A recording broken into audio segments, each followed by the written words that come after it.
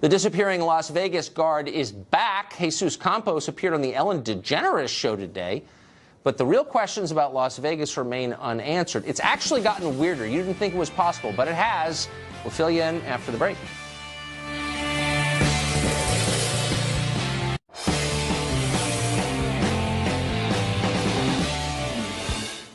Well, Mandalay Bay security guard Jesus Campos, who was one of the only direct eyewitnesses to the shooting indoors in that hotel in Vegas from over 2 weeks ago, was scheduled to appear on Hannity last Thursday, but he abruptly backed out without telling anybody and disappeared.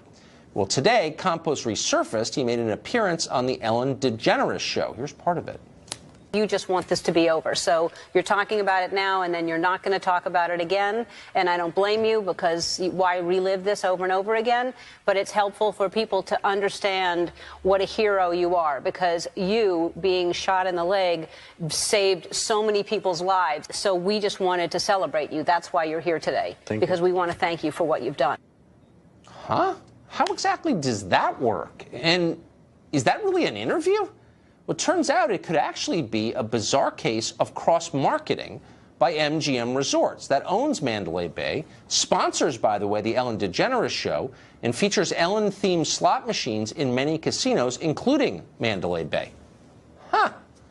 Maybe that's why he did the interview. Meanwhile, MGM reached out to us after a report came out suggesting that Jesus Campos was using someone else's Social Security number. The MGM company claims they verified his employment eligibility back in 2015, and it was his Social Security card.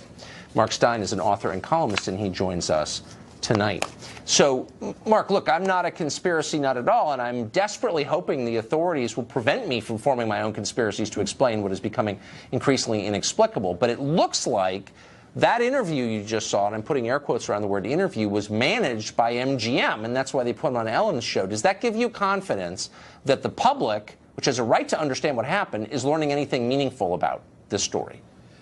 No, and I'm not a conspiracy nut either, but you're entitled to be one on this, Tucker, because whether by intention or design, nothing is proceeding normally in this case. Yes. Up to the absurdity where someone says, I'm only going to give one interview and I'm going to give it to Ellen DeGeneres. And Ellen, exactly.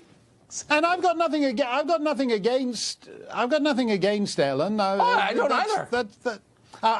But it seems very a weird choice. And as you say, she manages to say, well, you are a true hero because by getting shot in the leg, you saved so many lives. That's not what happened. That was the old narrative. Exactly.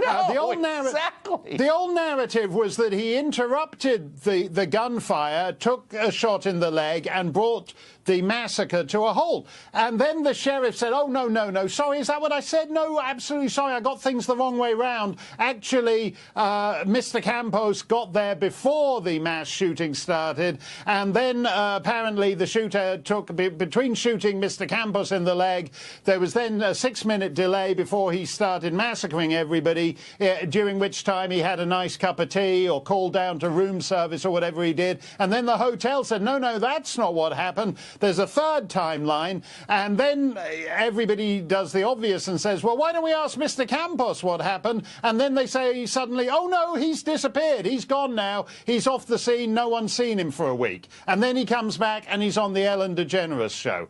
And that's how conspiracy theories start, and everybody is entitled to take a flyer on whatever conspiracy theory they want in this case, because for whatever reason, officialdom and Mandalay Bay and the Ellen DeGeneres show have muddied the waters to total impenetrability now. Well, that's exactly, I think it's so nicely put, because it's clear. And by the way, simply because MGM managed this interview doesn't mean that it's inaccurate or that, I'm not attacking MGM, but I also think it was managed. Clearly, it was managed. Right. And so and they're under a ton of legal pressure because the usual ambulance chasers are circling the hotel looking for payouts.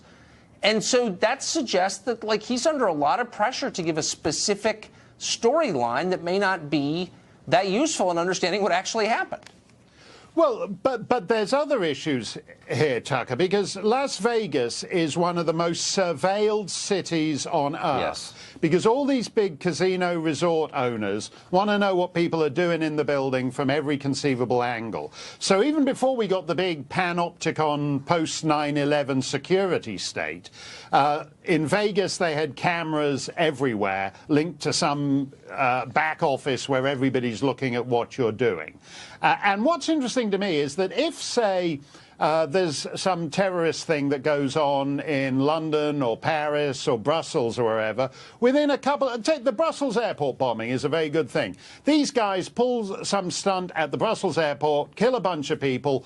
Within 24 hours, you've got the closed-circuit television picture showing the killer moving through the airport concourse.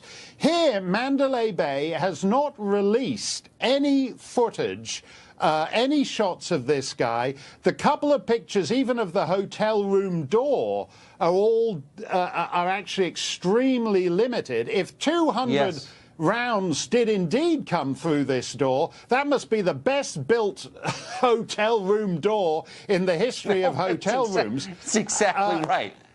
And so, obviously, I might be wrong. There might be an explanation for that. The bullet, he might not have been a very good shot, so he was actually firing through the cheap sheetrock to the side of the door. I don't know. But the fact is that Mandalay Bay has not done what Brussels Airport did in that terrorist attack. No, and so nobody totally actually knows what this guy was doing. There's dishonesty in here somewhere. I don't know what it adds up to. Quickly, just to prove I'm not a conspiracy nut, I want to ask you what the JFK assassination. So it was 54 years ago next month, a long time ago, and we're about to get, as released by law, the final tranche of papers from the investigation into the murder. The CIA is apparently arguing those papers should be held for another 25 years, which would bring the total up to almost 80 years that they're under wrap from public view. Right. What could be the justification for that? No, and again, you're entitled to be a conspiracy nut on this one, too, and it makes you wonder when Donald Trump, in one of his more inventive moves, placed Ted Cruz's father on the grassy knoll that day in the late stages of the presidential primary campaign. Makes you wonder, well, it seemed a little crazy at the time, but now you look at the fact that they're trying to sit on this stuff for another... You know, as I think we all know, Ted Cruz was born in Alberta. Was his father operating on the instructions of the Canadian government? Have we got some Canadian deep sleeper operation going on here? That was my personal favorite moment. Old campaign. We're out of time. Unfortunately, more conspiracy. Thank you, Mark. That was great. Thanks a lot, Tucker. Well, the shooting in Las Vegas, the aftermath, ought to be a search for truth. So why is MGM, the casino company, letting it become a battle for the bottom line? There's a lot of PR machinations going on you may not be aware of. So up next, we want to tell you about the bizarre way the Mandalay Bay security guard, Jesus Campos, was apparently manipulated by MGM and Ellen DeGeneres. An amazing story. Stay tuned. We still don't have answers to even basic questions about the massacre in Las Vegas, but we do have a lot of questions. Jesus Campos emerged publicly for the first time this week. He was the only eyewitness, certainly the first, to the shooting at that hotel from within the building. He gave an interview on the Ellen DeGeneres show, but bizarrely, the whole interview apparently was part of a marketing push by MGM, which owns Mandalay Bay and, among other things, operates several Ellen-themed slot machines. Watch. I have a brand new slot machine. It is from IGT, and it's got new bonuses that are so much fun. I was in Vegas, and I went to the MGM Grand, and I surprised some people who were playing my machine, and here's what happened. Wild! Come on! Stay your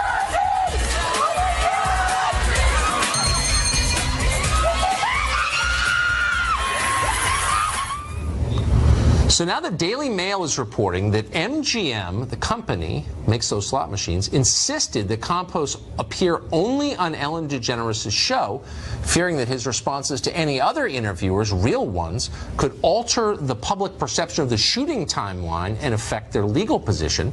Chris Spargo is a Daily Mail reporter, and he joins us tonight.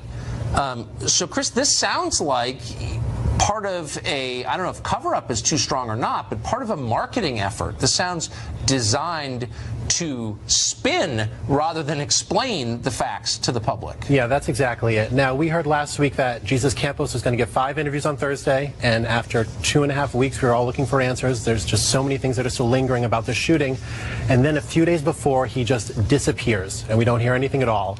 And then we learn on Tuesday night that he's going to do Ellen DeGeneres of all shows. Now, we spoke to a TV insider who confirmed to us that this was all MGM. They were concerned about the timeline, which keeps changing in this case, and that Jesus would not be able to keep it straight if he was put on very hard talk shows or news organizations were going to pressure him about it. I mean, look, I feel for Campos. He didn't do anything wrong. He's walking by, shot or hit by a ricochet. I'm still not clear exactly what happened. So I'm not attacking him in any way, just asking an honest question when I ask you, why is he a hero exactly? Ellen DeGeneres did this whole thing, you're a hero, and we love you, we're celebrating you. According to the timeline, where's the hero part come in? I'm honestly confused. What does that mean? Well, that's the whole thing, too. I mean, the original timeline had him showing up at 10:14, a minute before the shooting stopped. Then the second timeline came out, which is when he was heralded as a hero, which said that he arrived at 9:59, which was 6 minutes before the shooting started. Now, that's a timeline that caused all these problems, where people were saying if he was there 6 minutes before, and it took police all this time to get to the room, then there was clearly some miscommunication. Right. Did he phone into MGM, and did MGM not tell the police? What's going on here? And now you have victims, families, other people who were shot, thinking, well, if you didn't call the police for 6 minutes, what could have been saved if this hadn't happened? Okay. Have we settled on a timeline exactly, or have authorities given us a definitive timeline that makes sense? So here's the other part, is that Jesus' interviews are going to be Thursday. Well, on Friday, after those interviews get canceled, we get a third timeline. Now, this timeline has him arriving just as the shooting starts, the police arriving at 10:17 in a reasonable amount of time. MGM is okay with that. Police are okay with that. Everyone seems to have, worked in proper ways and through protocol. Okay. So, and we're certain that's real? I mean, there are federal investigators presumably at the heart of this investigation, the FBI. They introduced themselves to us on television a couple of weeks ago. What are they saying? Has anybody come out to say, look, there's a lot of confusion here, but we're saying definitively we know this? I mean, you can't say definitively at this point because it's changed so much in the past 2 weeks. There's still, like we said, so many questions about this, and every single version keeps changing. So no one's really saying a lot right now, but as of Friday, that's what they're saying is the definitive for now. Has law enforcement said anything about the fact that MGM, a for-profit company in whose hotel this tragedy took place, is controlling the narrative here? We couldn't get any response, and we asked about that. We said, why are you changing this timeline? The way it's happening is weird. The timing is very, suspect, but no response whatsoever. Yeah. So, there's a huge crime, biggest shooting in modern American history. Let's let a casino company tell us what happened. Exactly. Yeah, good idea. Okay, Chris, thank you. Thank you.